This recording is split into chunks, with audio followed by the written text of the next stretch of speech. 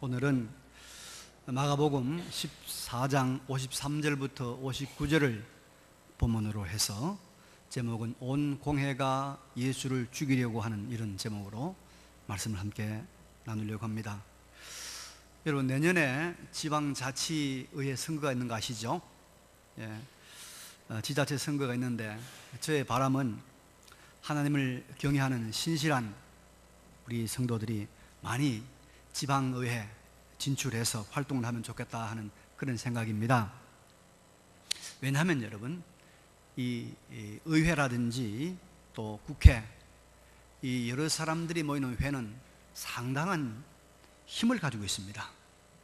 이 회의에서 결정한 것들은 정당성과 합법성을 가지고 많은 사람들에게 많은 영향을 미칩니다.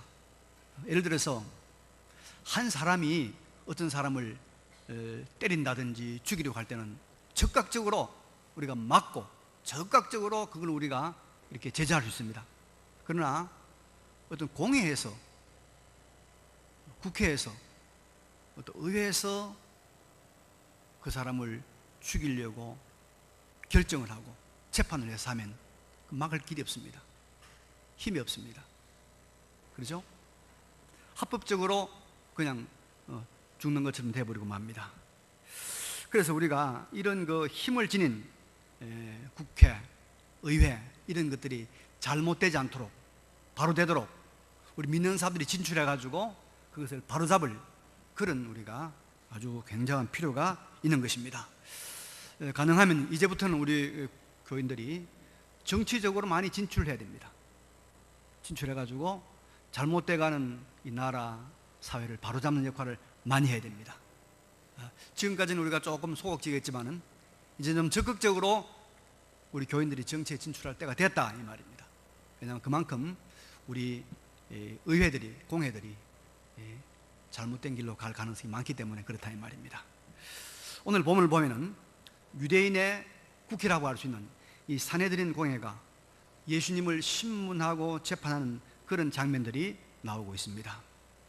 이 공회는 71명으로 구성되어 있는데 여기에는 유대의 대제사장들, 또 장로들, 서기관들 이런 사람들로 되어 있고, 당시 전 세계를 지배하고 있던 로마 제국으로부터 유대 사회에 대한 일정한 자치권을 부여받은 유대 사회의 최고 권력 기관이 바로 이 산헤드린 공회입니다. 예수님은 바로 이 공회에 의해서 사형이 확정이 되었고, 그 결과로 빌라도 총독으로부터 사형 은도를 받은 다음에 예수님께서 아무 죄가 없지만은 십자가에서 처형을 당하게 됩니다. 여러분, 이 산헤드린 공회의 결정이야말로 우리가 정말로 역사상 가장 잘못된 회의였다고, 재판이었다고 말할 수 있지 않겠습니까? 아무런 흠이 없는 예수님, 사람은 다 털면 먼지가 나겠죠. 그러나 예수님은 털어도 먼지가 없는 깨끗한 분입니다. 그 무죄한 예수님을 죄인으로 만들어서, 그것도 사형에 처하는 엄청난 과오를 저지른 이 회의가 산헤드린 공회입니다. 그렇죠? 그야말로 천추에 씻지 못할 과오를 저지른 회의가 이 산헤드린 공회다 이 말입니다. 그럼 오늘 우리는 산헤드린 공회가 왜 이런 잘못된 길을 걸어갔을까? 혹시 우리도 이 산헤드린 공회와 같이 잘못된 길을 걸어갈 수 있는 요인들이 없을까? 우리가 어떻게 하면 이런 후회하는 인생길, 가슴을 치는 우리가 결정들을 우리는 피하고 보람 있는 길, 지혜로운 길, 두고 생각해도 참 뿌듯하고 자부심을 가질 만한 그 인생길은 걸어갈 수 없을까? 그것을 함께 생각해보는 은혜의 시간 되시기를 바랍니다. 첫째로 이 산헤드린 공회가 잘못한 것이 하나 있습니다. 뭐냐? 그들은 이 재판의 본질을 왜곡했습니다. 여러분, 본문을 보겠습니다. 이제 겟세마네 동산에서 체포된 예수님께서 성전 경비대들에게 붙잡혀가지고 신문받으러 갔습니다. 그래서 이 산헤드린 공회 앞에서 재판을 받는데 본문 55절을 보니까 그 신문에 대해서 마가는 이런 말을 전해주고 있습니다. 55절입니다. 제사장들과 온 공회가, 그 다음 뭐죠? 예수를 죽이려고 그를 칠 증거를 찾되 얻지 못하니. 자, 온 공회가 예수를 죽이려고 그를 칠 증거를 찾되 얻지 못하니. 여러분, 재판이라고 하는 것은 무엇입니까? 증거는 왜 찾는 것입니까? 잘못이 있는가 없는가를 따지기 위한 거죠. 잘못을 바로 가려서 잘못이 있으면 벌을 주고 잘못이 없으면 무죄 석방하는 것이, 그게 재판의 목적입니다. 재판의 본질입니다. 그렇지 않습니까? 그런데 이 산헤드린 공회는 어떻습니까? 처음부터 재판의 이 본질, 잘못을 따지는 것은, 이거는 관심 없고, 예수님은 어떻게 해요? 죽이려고 의도를 가지고 재판을 했다 이 말이에요. 재판했습니다. 이것이 여러분 잘못된 재판으로 가는 지름길이었습니다. 의도를 가지고 순수하게 그 본질에 충실하려고 해야 되는데, 그것을 무시하고 그것은 제쳐놓고 예수를 죽이려고 재판을 시작한 거예요. 죽이려고 증거를 찾은 겁니다. 여러분, 아마 이 사람들이 예수님 많이 미웠겠죠. 예수님이 그들의 잘못을 지적하고 그들의 외식을 책망하시고 예수님이 하시는 모든 일들이 그들의 권위를 손상시키고 참으로 끌끌었고 마음에 걸그적거리고 아마 대단히 미웠을 것입니다. 그렇지만은 재판을 하려고 하면 잘못을 따져서 재판해야 될 거 아닙니까? 법적으로 무엇이 잘못됐는가 따져야 되는데, 처음부터 죽이려고 의도를 가지고 재판을 했다 이 말입니다. 이게 여러분, 그 권위는 유대 사회의 통치 기관이었던 산헤드린 공회의 천추에 씻지 못할 과오의 첫 번째 원인이었습니다. 그들이 엄청난 잘못된 길을 걸어간 것이 바로 이것이었습니다. 본질을 무시하고 의도를 가지고 접근했다는 거예요. 재판에 대해서. 여러분, 우리가 항상 순수한 마음을 가지고 그 본래의 목적에 맞도록 우리가 접근해야 됩니다. 그래야 여러분, 우리가 정말 하나님 앞에서 후회 없는 인생을 살아갑니다. 여러분, 예배를 왜 옵니까? 예배의 본질이 무엇입니까? 하나님 만나러 오는 거 아닙니까? 하나님을 우리가 뵙고 하나님 예배하자는 거 아닙니까? 그런데 예배에 우리가 여기에 그건 관심 없고 이쁜 여자 있는가 가보자. 옛날에 그래서 많이 왔어요. 그래서 뭐라 했습니까? 옛날에 교회를 뭐라고 그랬습니까? 연회당이라. 요즘은 이제 목사님들이 제발 교회가 연회당이 됐으면 좋겠다 그래 말해요. 하도 결혼 안 하니까. 요즘은 본질을 우리가 잃어버리면 안 됩니다. 그래가지고 와서 여자 만나가지고 참 여자들을 평생 동안 힘들게 하는 남자들 많이 있습니다. 우리는 무엇이든지 여러분, 그 본래 목적에 맞게 우리가 접근을 해야 됩니다. 그래 후회하지 않습니다. 후회하지 않습니다. 요즘 공무원들 많이 있는데요, 좋아하잖아요. 이건 공무원 공부하신 분 우리 교회에 있습니까? 공무원이 뭡니까? 공무원이 공복이라. 공복, 공공의 종입니다. 여러 사람들 위해 섬기는 사람이에요. 그건 관심 없이 공무원 하면 내가 오랫동안 안정적으로 돈 받는다, 요 목적으로 가면 그 사람들이 나를 바로 잘 운영하겠나 이 말이에요. 본래의 목적이 있단 말이에요. 목사는 뭐 때문에 목사 되는 겁니까? 하나님 말씀 바로 증거하려고 목사 되는 거 아닙니까? 그런데 목사 돼가지고 교인들 막 몇만 명 몇천 명 키워가지고 삐까 번쩍 권세 부리고 명예 누리고 그러려고 목사합니까? 그건 아니죠. 본질을 바로 우리가 접근해야 됩니다. 성경에 보면 참 재미있는 일이 하나 있습니다. 룻기란 성경을 보면 말이죠, 룻이라는 이 이방 모압 여인이, 이방 여인입니다. 이 여인이 이제 이스라엘 땅에 들어와 가지고 베들레헴에 있는 아주 유력한, 땅 많은 유력한 남자를 남편을 맞이했는. 그리고 이 남자를 만나가지고 아이를 낳고 했는데, 이 사람이 누구냐? 우리가 잘 아는 다윗 왕의 정종, 다윗 왕의 정조모입니다. 루시. 그 다윗 왕의 왕가에서 누가 나옵니까? 여러분, 유명한 구속사의 주인공 예수 그리스도가 나오지 않습니까? 그런데 이 보아스와 남편이 보아스와 룻이 만나는 장소가 여러분 어디냐면 보리밭입니다. 보리밭. 보리밭 어떻게 만나느냐? 룻이 먹고 살 길이 없어요. 그래서 자기 시어머니 나오미를 복양하기 위해서 보리밭에 이삭을 주러 간 거예요. 순수하게. 거기서 누굴 만나느냐? 보아스를 만납니다. 야, 저 집은 저 밭은 이 동네에서 아주 멋있고 유력한 보아스라는 사람의 밭이니까 내가 거기 가서 의도적으로 그 남자를 만나서 한번 유혹해보자. 그런 거 전혀 없고 순수한 마음으로 이삭 주러 간 거예요. 또 이 보아스도 여러분, 이방에서 온 저 아리따운 젊은 저 과부 내가 어떻게 해볼까, 그런 생각으로 동정 아니에요. 이 여인이 정말로 자기 시어머니를 복양하는 참 이 기특한 여인이다. 그래서 이 여인에게 사랑을 베풀고 호의를 베풀고 이래서 만나게 된 거예요.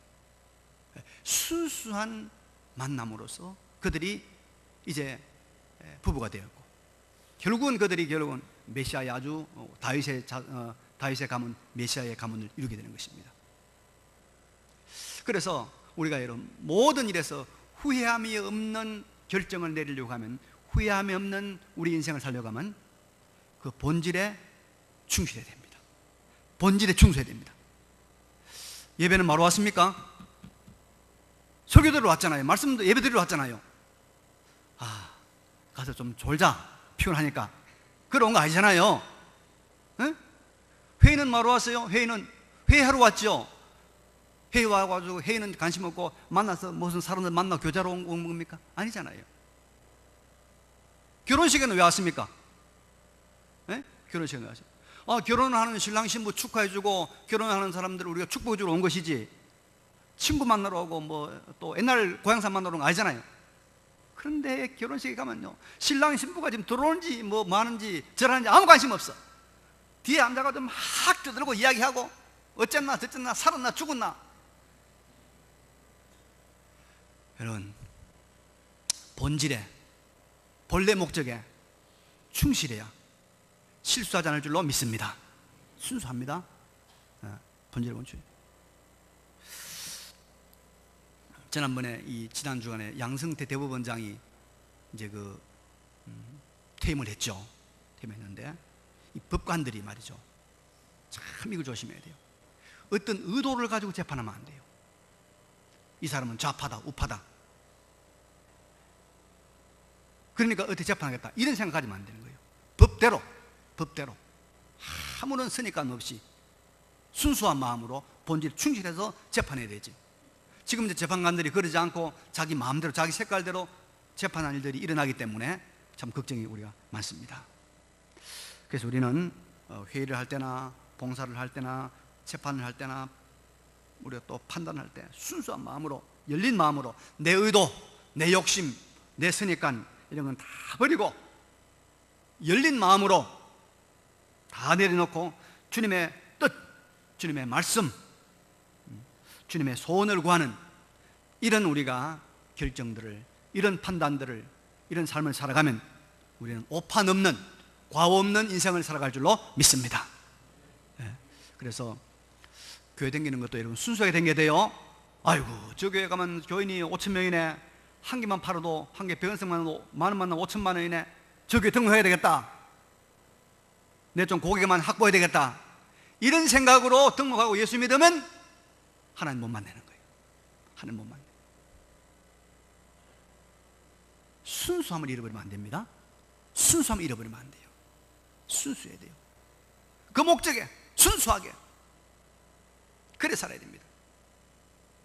하나님께 기도하는 것은 하나님의 뜻을 찾고 하나님의 말씀을 듣기 하고 하나님의 우리가 뜻대로 살기 위한 힘을 얻기 위한 것인데, 내 목적과 내 의도를 이루기 위한 하나님을 보조자로, 하나님을 내 모습으로 버리면 안 된다 이 말. 그러면 우리가 하나님 만나지 못합니다. 두 번째로, 산헤드린 공회는 여러분 거짓이 난무했어요. 거짓이. 본문 56절 보니까 이는 예수를 쳐서 거짓 증언하는 자가 많으나 그 증언이 서로 일치하지 못함이라는 말이 있죠. 57절에도 어떤 사람들이 일어나 예수를 쳐서 거짓 증언하여 이르되 라는 말이 있습니다. 거짓 증언. 예수님을 재판한 이 산헤드린 공회의 재판 자리에 거짓 증언이 허용이 되고 있는 것입니다. 산헤드린 공회는 거짓 증언들을 용납하고 있습니다. 여러분, 이것이 산헤드린이 메시아를 못 박는, 사형은도하는 결정적인 실수를 하게 되는 또 하나의 원인이 되는 것입니다. 여러분, 거짓이 허용되는 곳에는, 거기에는 하나님이 같이 하지 않습니다. 파멸과 분열이 있습니다. 결코 든든한 집을 지을 수가 없습니다. 그래서 우리를 죽게 하고 우리를 망하게 하는 것이 무엇이냐? 여러분, 이 꼭 기억해야 돼요. 거짓말이라는 거. 우리를 죽게 하는 것이 거짓말이라는 걸 꼭 기억해야 돼요. 이스라엘의 초대왕 사울왕이 다윗을 참 여러분 미워했고 죽이려고 했습니다. 그래서 이것을 누가 하냐면 이스라엘 백성뿐만 아니라 이스라엘 밖에 있는 이방 사람들도 다 압니다. 아, 이스라엘 땅에는 사울이 다윗을 죽이려고 하고 다윗을 쫓아다니는구나, 다 알고 있습니다. 드디어 사울왕이, 그 못된 사울왕이 블레셋과의 전쟁에서 패전했습니다. 이제 쫓기다가 죽게 됐어요. 그러니까 자기가 이방 블레셋에게 죽임을 당한 것보다 차라리 자살이 낫겠다 싶어서 칼을 가슴에 대고 찔러서 자기가 자살합니다. 그래서 시체가 버려져 있는 것이죠. 그런데 이 사울의 시체를 누가 봤는가 하니까 아말렉, 이방 아말렉 사람이 이 시체를 본 겁니다. 딱 보니까 사울왕입니다. 머리에 왕관을 썼어요. 손에 왕의 팔고리가 있는 거예요. 딱 생각이 났습니다. 아, 다윗 생각이 난 거죠. 다윗과 사울과 원수지간이니까 내가 이 사울을 죽였다고 다윗에게 가서 이야기하면 나의 큰 상을 주겠구나. 그래서 이 사울이 가졌던 이 왕관과 팔고리를 빼고 들고 어디로 갔냐? 바로 다윗에게 달려간 겁니다. 다윗 달려가서 이야기합니다. 당신이 미워하고 당신을 죽이려고 했던 사울을 내가 죽였습니다. 도망가다가 도무지 그 사람이 안 되니까 죽여달라고 해서 내가 대신 죽여주었습니다. 잘했죠? 그 죽인 이 사울왕의 이 왕관과 팔고리가 내게 있습니다 하면서 내보입니다. 그러니까 다윗이 옆에 있는 청년 보고 저놈을 죽이라. 네가 할례 받지 못한 아말렉 이방인이 어찌 거룩한 하나님의 백성의 기름 부은 사울왕을 네가 죽이느냐? 저놈을 당장 죽이라. 그러면서 그때 다윗이 아주 의미심장한 말을 합니다. 내 입이 너를 증언하였기 때문이다. 사실은 이 사람이 사울 죽이지 않았습니다. 안 죽였어요. 그런데 자기가 죽였다고 말한 거예요. 내 입이 너를 증언하였기 때문이다. 내 입이 너를 증언하였기 때문에 내가 너를 죽인다 말했습니다. 여러분, 이 아말렉 사람은 사울을 죽여서 죽은 것이 아니라 사울을 죽였다고 거짓말했기 때문에 죽은 것입니다. 그렇죠? 그래서 중요한 겁니다. 행위를 한 것도 나쁘지만 행위를 했다고 거짓말한 것도 행위와 똑같은 벌을 받는 거예요. 행위도 잘못됐지만 행위를 했다고 거짓말하는 것도 행위와 똑같은 벌을 받는 것이다 이 말이에요. 여러분, 우리가 그 사람이나 혹은 그 공동체가 얼마나 건강하고 얼마나 바로 됐는가를 가늠하는 척도가 무엇입니까? 간단합니다. 그 공동체가 얼마나 정직하느냐, 그 사람이 얼마나 정직하느냐, 이것만 보면은 알 수 있습니다. 돈이 얼마나 많으냐, 그 공동체에 무슨 뭐 장관이 있고 장군이 있고 그거 아무 상관없어요. 그 공동체가 얼마나 정직하고 얼마나 진실하느냐, 이걸 보면 거기에 하나님이 복을 주실 것인가, 하나님이 은혜를 주실 것인가를 판단할 수 있습니다. 백화점 왕이라고 하는 펜이라는 사람이 있는데, 이 사람이 목사 아들 태어났습니다. 아마 어려웠던 모양이죠. 그래서 아이고, 나는 목사 안 하고 돈을 벌어야 되겠다. 이래서 장사를 시작했습니다. 첫 번째 시작한 장사가 뭔가 하니까 고깃간 정육점을 시작했습니다. 그래서 큰 호텔에다가 납품을 뚫었습니다. 납품을 뚫었는데, 이 주방장이 하는 말이 나한테 돈을 좀, 뒷돈을 상납하라는 겁니다. 그 뒷돈을 상납을 하면은 그만큼 내가 싼 고기를 사서 그것을 비싼 것이라고 속여서 납품을 해야 되니까 나는 못합니다. 내가 그거는 고객을 속이는 것이고, 내 이 가게의 우리의 이 모토가 정직인데 나는 못합니다 하니까 그 호텔 주방장이 이 사람을 납품해서 제외시켜 버렸어요. 그래서 망해버렸어요. 정육을 시작했는데, 그 다음에 이 사람이 시작한 것이 뭐냐 하면은 필수품, 생활 필수품 잡화점을 시작했습니다. 장사를 시작했어요. 아예 이번에는 처음부터 가게 앞에다가 뭘 써붙이냐면 이래만 써붙였습니다. 너희는 먼저 그의 나라와 그의 의를 구하라, 딱 써붙여놓고 시작했습니다. 저게 예수제이구나. 사람들이 말하기를 그래가지고 돈 못 번다, 곧 망한다. 그런데 이 사람이 정말 하나님의 의와 하나님의 나라를 구하는 마음으로 정직하게 바르게 장사를 하니까 점점 이 생필품 가게가 커져간 거예요.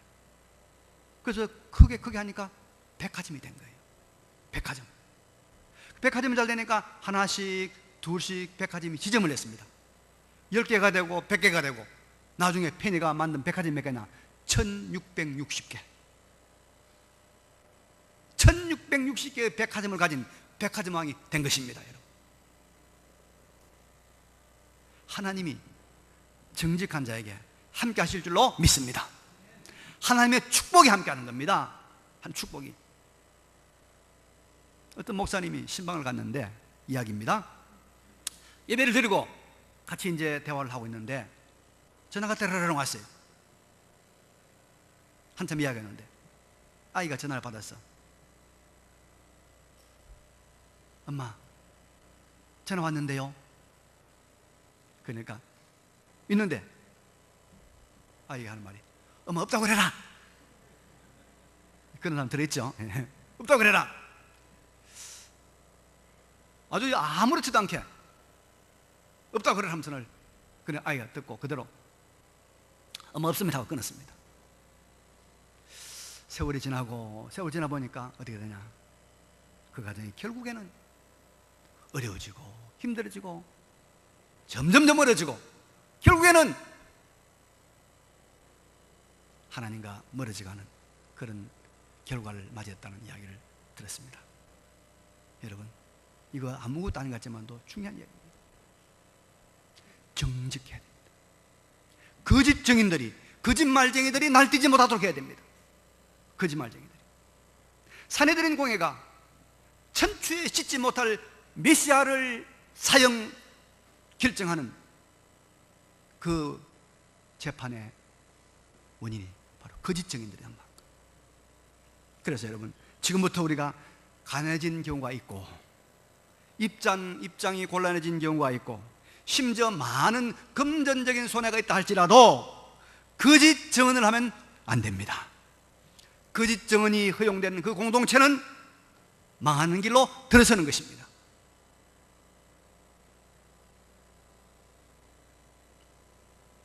(1997년도) 여러분, 그때 무슨 해인지 압니까? 사업하신 분들 아시죠? 1997년도 IMF. 지휘자님 IMF 사업도 안 하시는 줄 아시는데요, 우리나라 기업들이 엄청나게 돈이 필요했습니다. 이자가 막 올라갑니다. 지금 이자가 우리가 3% 뭐 4% 그러지만 그 당시는 30% 연. 기업들이 외국 돈이 빠져나가니까 돈이 없어요. 돈이. 그때 여러분, 이랜드 아시죠? 이랜드. 지난번에 우리 이경준 목사님도 오셔서 이랜드 관계된 분인데, 이랜드 어떤 일이 있었냐면 IMF 때 돈이 빠져나가는데, 영국이라든지 미국이나 이런 데는 돈 많은 회사들이 있습니다. 엄청난 돈 많은 회사들. 돈 많은 회사에 돈을 빌려야 되겠는데, 한국에 있는 회사들이 돈을 빌리러 가니까 장부를 내놓으라는 거예요. 장부. 근데 여러분, 지금도 그렇습니다만 한국의 많은 회사들이 그 당시에 다 뭘 썼습니까? 이중장부 썼잖아요. 이중장부. 근데 이랜드는 처음부터 거짓말 안 하는, 세금 바로 내려고 이중장부를 안 쓴 거예요. 그러니까 영국에 있는 그 큰 거대한 이 은행에서 한국의 이랜드는 이중장부한 정직한 회사다, 빌려줘야 되겠다. 그래서 싼 자금으로 어마어마한 돈을 이랜드에다가 빌려준 겁니다. 그래서 97년도 IMF에 이랜드가 살아남은 거예요. 여러분, 정직이라고 하는 것이 우리 살리는 거예요. 살리는 거예요. 자,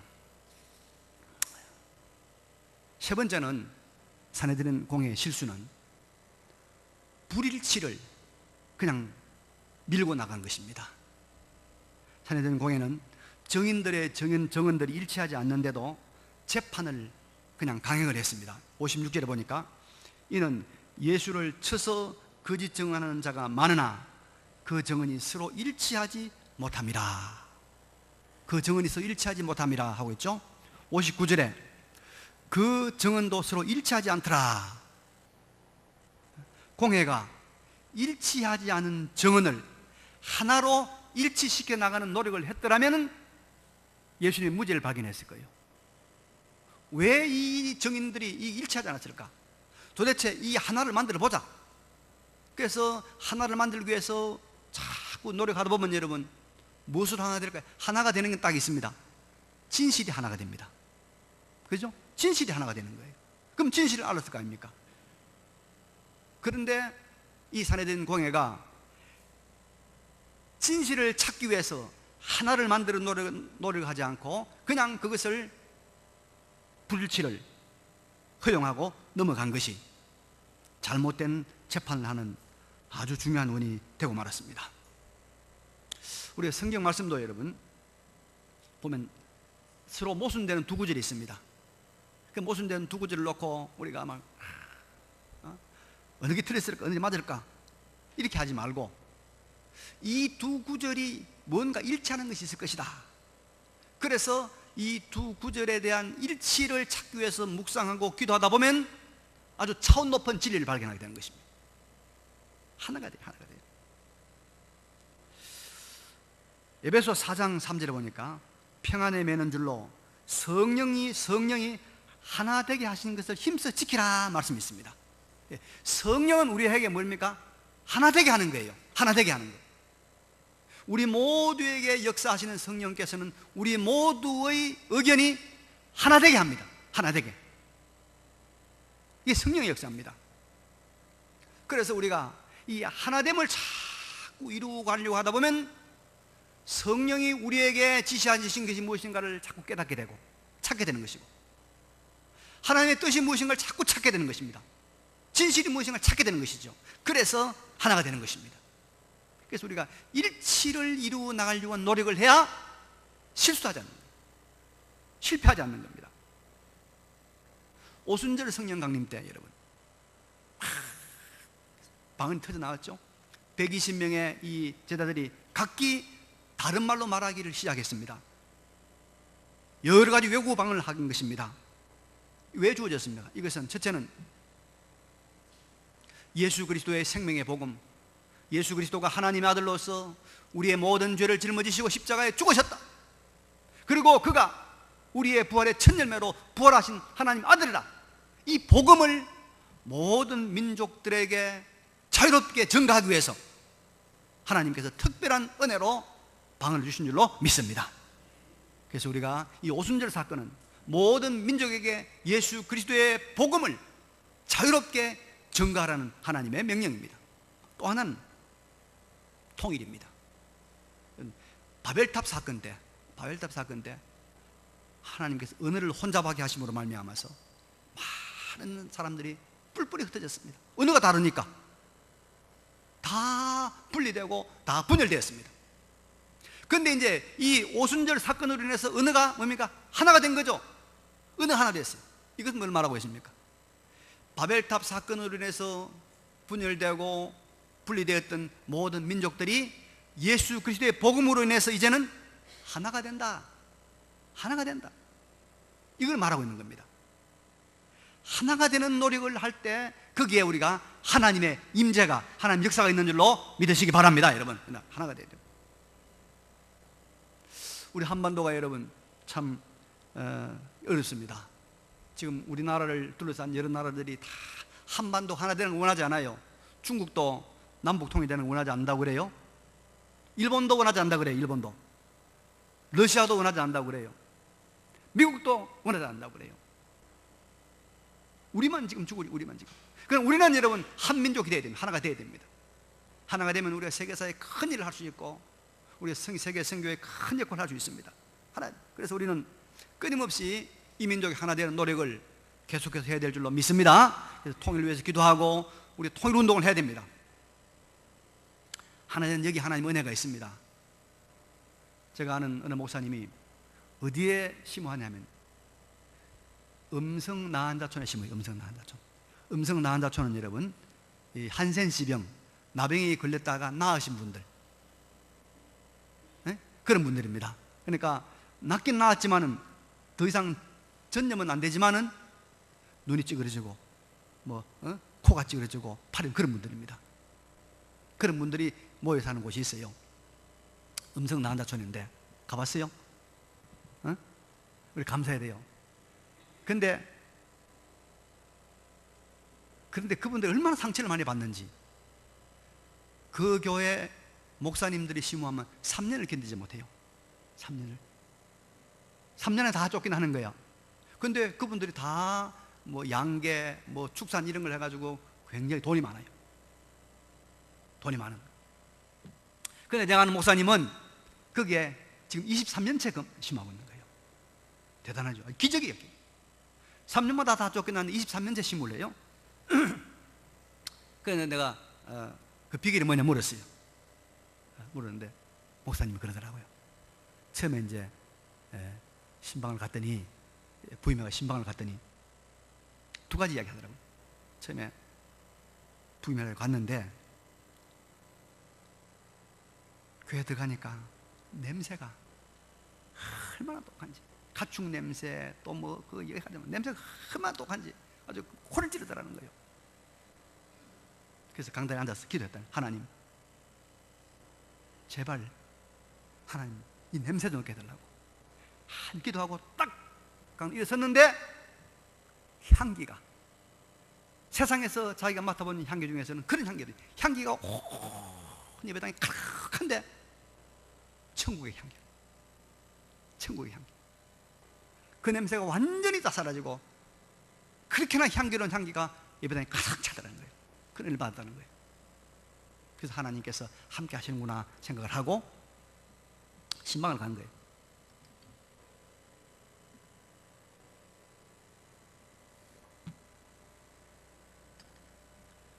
신방을 이제 가는데, 신방을 음료수를 주는데 음료수가 다 뭐냐?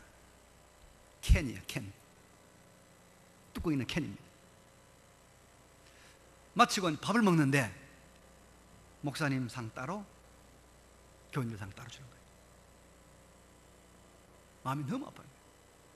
그래서 이 목사님이 그러지 말자, 하나 되자, 같이 먹자. 한 상에서 밥을 먹는 거예요. 한 상에서 같이 찌개 떠먹고 한 상에 반찬 먹고 하나 된 거예요. 그때부터 교인들의 마음이 녹아지기 시작해요. 하나가 됐어요. 밥상이 하나 된 거예요. 그때부터 그 교인들이 얼마나 목사님을 존경하는지, 95년도에 그 교회에서 목사님한테 차를 사주고 하니까 무슨 소나타 위에 있는 거 더 좋은 차를 사주고 최고의 대접을 했다고. 하나가 돼요. 나는 그 얘기 들으면 도무지 나는 그래 못하겠다. 헌해주시면 하겠죠. 하나가 돼야 됩니다. 우리 하나됨을 이루어 나가면 거기에 누가 하나가 하나님 함께 할 줄로 믿습니다. 하나됨을 무시하고 찢어지고 갈라지고 그래도 나는 간다 하면 이 사내들이 오판을 하게 되는 겁니다. 자, 오늘 여기까지 하겠습니다. 우리가 후회 없는 인생을 살려고 하면 항상 본질에 충실해야 됩니다. 여러분들처럼, 경신교 여러분들처럼 본질에, 예배에, 교회에 충실해야 돼요. 다른 의도와 다른 목적, 다른 우리가 어떤 야망을 가지고 신앙생활을 하지 말고 순수하게 본질을 가지고. 두 번째는 정직해야 됩니다. 정직해야 됩니다. 세 번째는 하나됨, 일치를 유지하려고 노력해야 됩니다. 가족끼리 일치, 교인의 일치, 민족 간의 일치를 유지해야 돼요. 여기 하나님의 거룩한 역사가 있을 줄로 믿습니다. 이 말씀을 기억하시고 잠깐 하나님 앞에 결단 기도하시기 바랍니다. 기도하겠습니다. 거룩하시고 전능하신 우리 아버지,